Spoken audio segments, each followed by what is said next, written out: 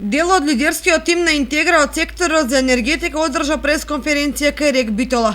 Во истата лидерот на партијата Љупчо Ристовски рече дека Рек Битола денеска представува една трагедија која што се случува во енергетскиот сектор и веле ситуацијата не е розова, иако владата на СДСМ се обидува да отвори некоја розова перспектива. Сепак можностите кои во оваа фаза ги гледаат на лице место не даваат за право да се верува дека постои можност Рек Битола да биде однесена во правец во кој што може да биде една профитабилна компанија која што ќе гарантира една енергетска независност на Македонија, загрозена екзистенцијата на 3000 семејства, но и перспективата на целиот регион.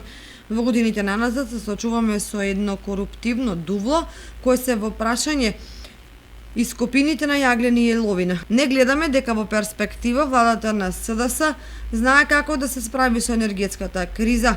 Не се навлегува во третиот бран на алтернативни извори на енергија на зелениот хидроген, кој е популарен во светски рамки. Тој вели дека алтернативните извори на енергија кои што ги најавуваат, дали е тоа соларната енергија, ветерот или природниот газ, нема известна перспектива, односно немаат планови и нема реализација.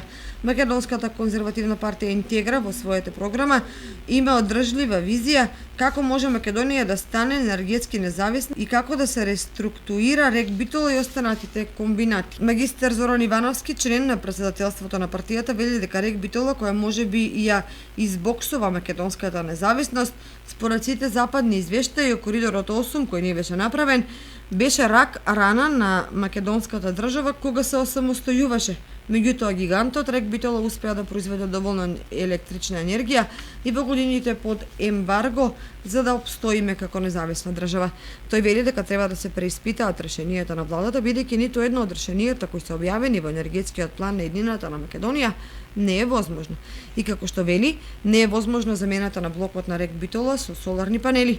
Дополнително во истата програма од наредните чекори се вели дека другите два блока ќе се заменат со газ, а од тука прашува Ивановски од каде е тој газ, се вели во соопштенијето од Македонската конзервативна партија Интегра.